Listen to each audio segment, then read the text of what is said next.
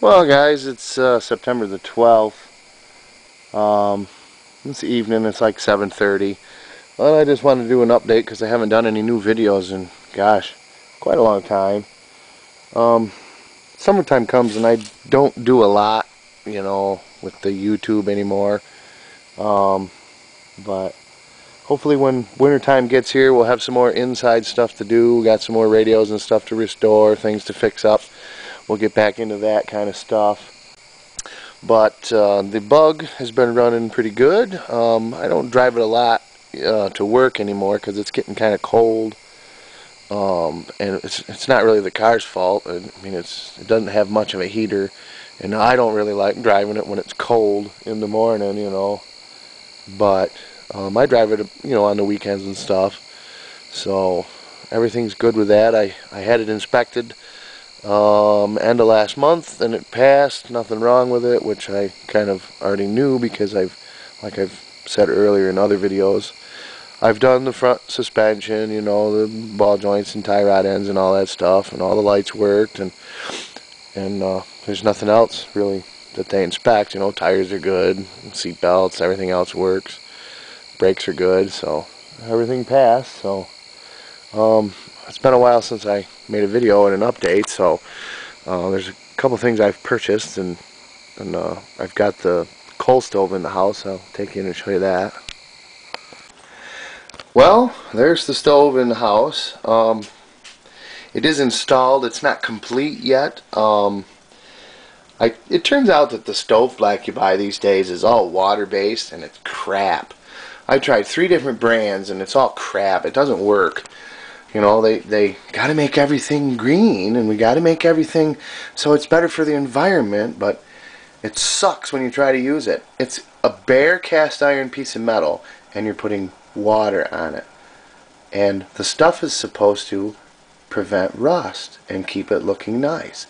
Well, what happens to bare cast iron when you put water on it? It rusts overnight. Very rapidly it rusts. And the stove black didn't do anything. It just rusted. One of the kinds was so bad it had graphite in it, and when you put it on, the graphite wouldn't even stick. It would just get all in the paintbrush and fall back off, and it's like you're just throwing half of the stuff away. So what I ended up using was some 1200 degree barbecue grill paint. It's a flat black, and I'm guessing that it's nothing more than some solvent and some carbon black, which is what the old-fashioned stove black used to be, because it's not really paint. I don't know if the camera will pick it up, but it's very flat, and if you rub on it, it'll get a shine to it. I don't know, yeah, you can sort of see that, and the black comes off. It's almost exactly like the old stove black, and it's solvent based, and it actually works pretty good. It goes on pretty good. And it turns out that the shiny pieces, the plaque here and the rim here and the feet covers there, as well as the fancy ornate, there's a fancy ornate thing that goes on here, which I have. It's just too tall for the way that the chimney pipe has to go. I was going to put another elbow in there and go over and then forwards and then up, but that's just because of where this box is. It's not an ideal situation. It should be in the middle of the house. But I don't really want the stove in the middle of the house. Maybe next year. I already had to extend the room down, the little shed that I've built here, drop the floor down so that it would be tall enough for the stove. But anyway, I digress. The chrome pieces, these are actually supposed to be nickel plated. They didn't have chrome back in the early 1900s, or if they did, they didn't use it very much. But everything was supposed to be nickel. There's a local plater. I didn't get a chance to get a hold of him, but I was afraid that it would take too long to get the stuff back. So I just painted it with Rust-Oleum chrome. It's not high heat, so I'm not guessing that it's going to hold up too well.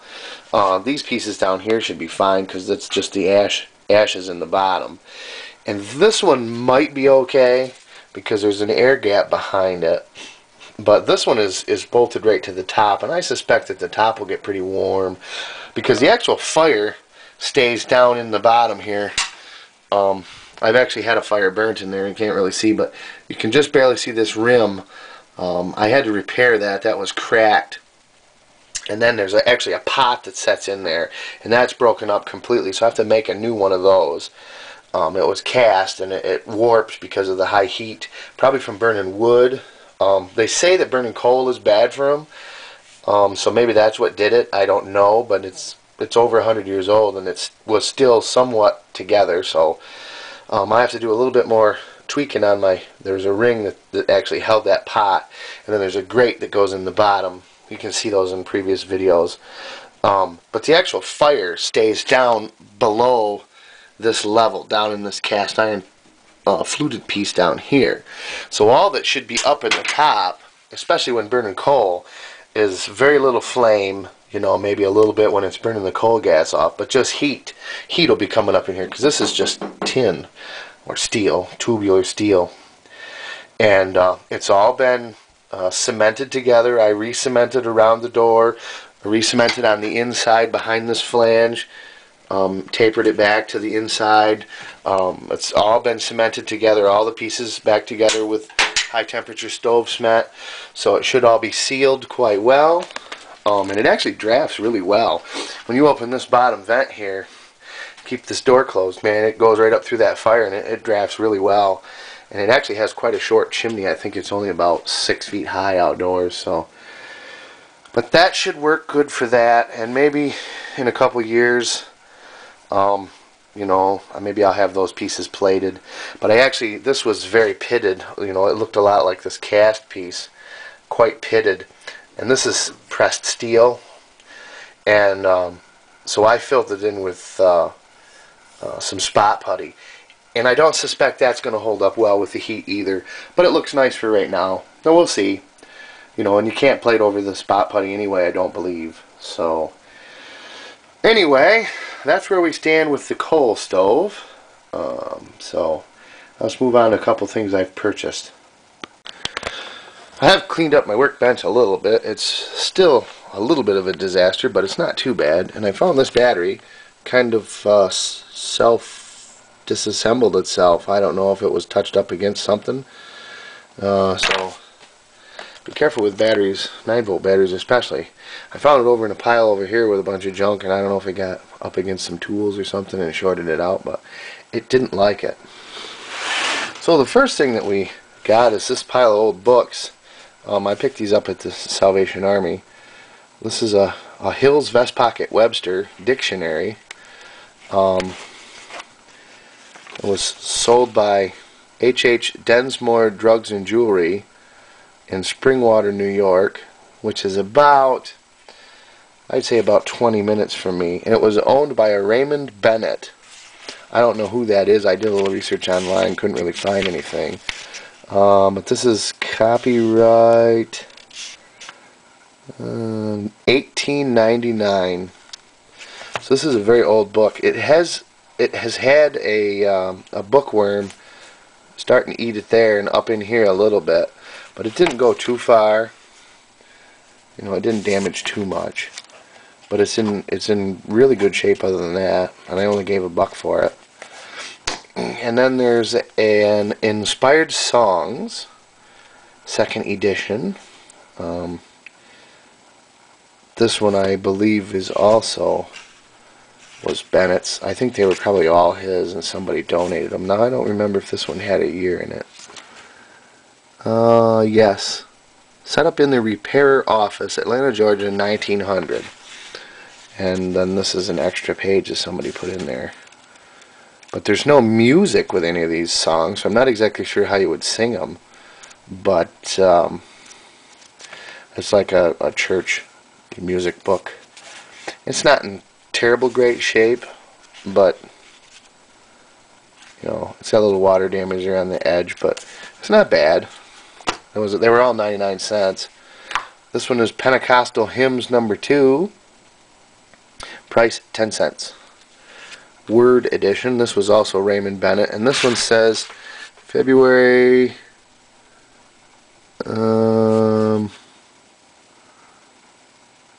I can't read that. Raymond Bennett, Springwater. Maybe February the 4th. 1900. This one has the tunes in it so that you could actually, play them. And that one's not in bad shape, but somebody had put a sticker or something on there. It kind of tore it. And then this one is Revival Fires, printed in Rochester, New York, which is about an hour north of me. Mr. Raymond Bennett, Springwater, New York, August 30th, 1908.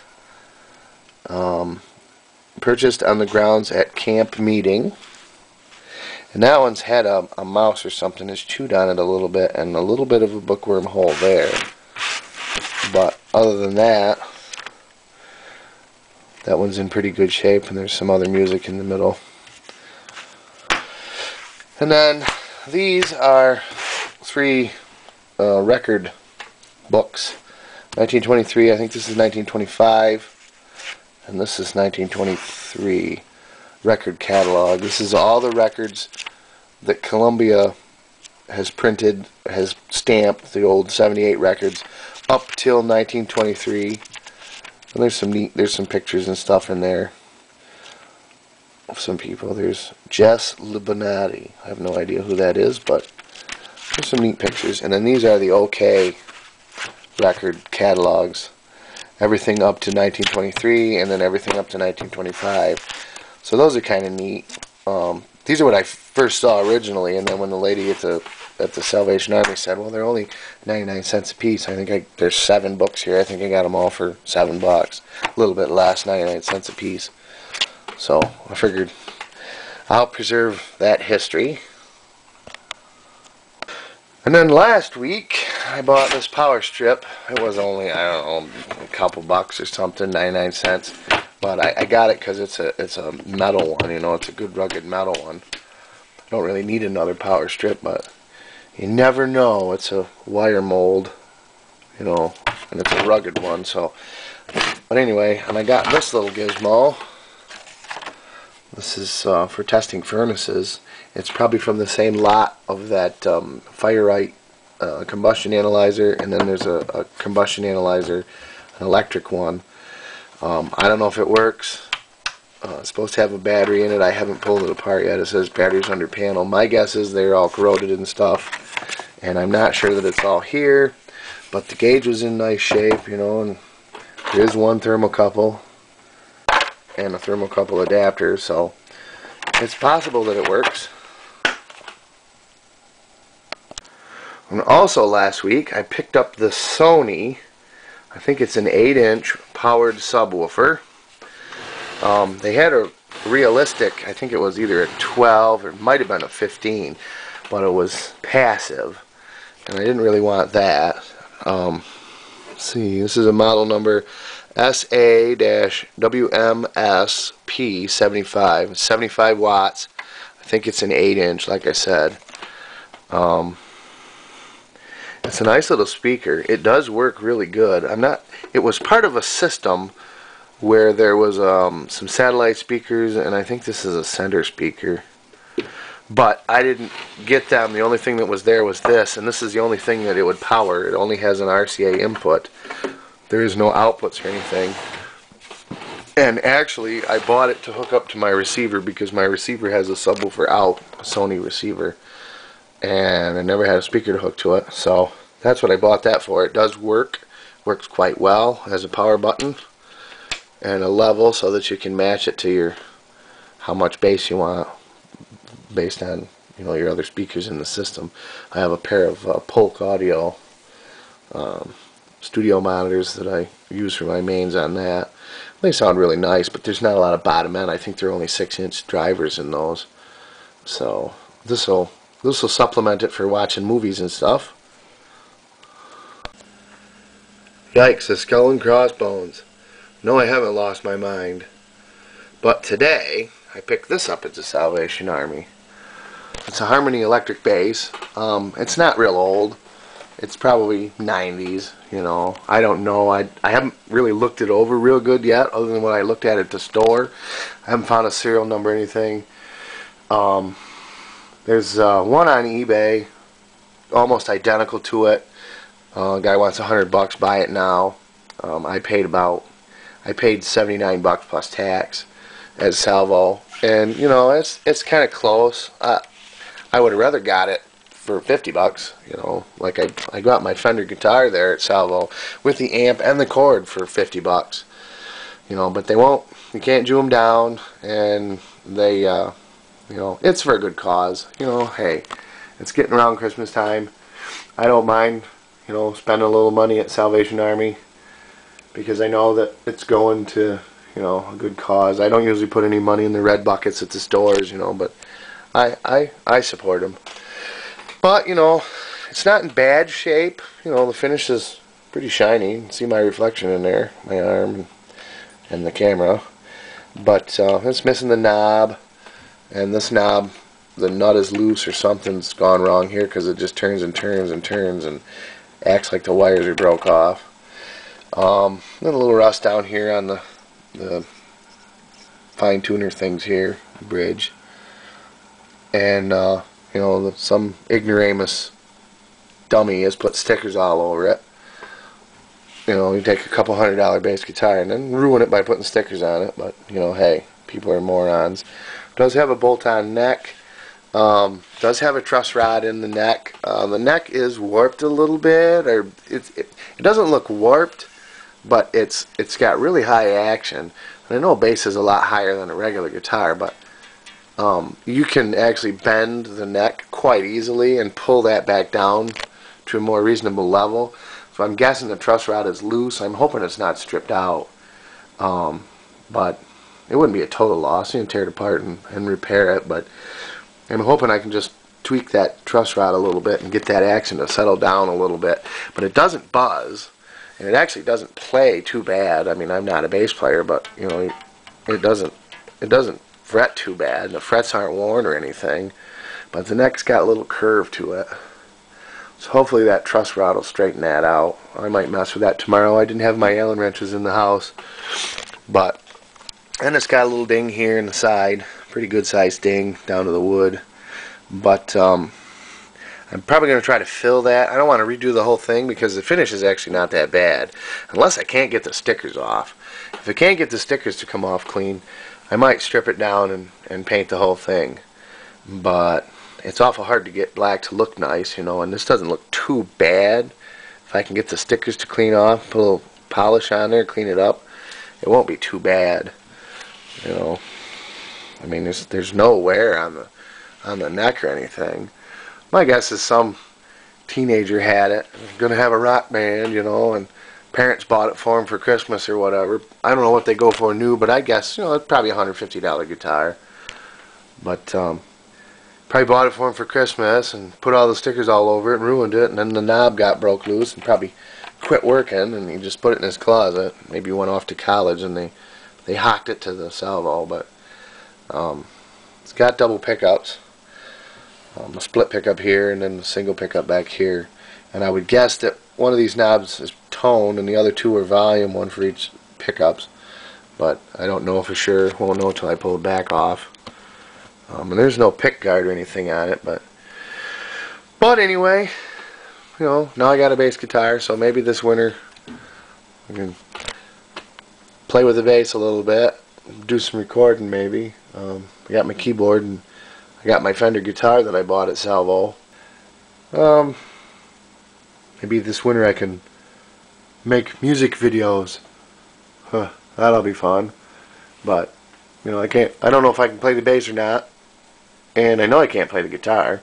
But anyway, that's probably going to do it for this one. If anything else comes up, I will try and make videos a little bit more often.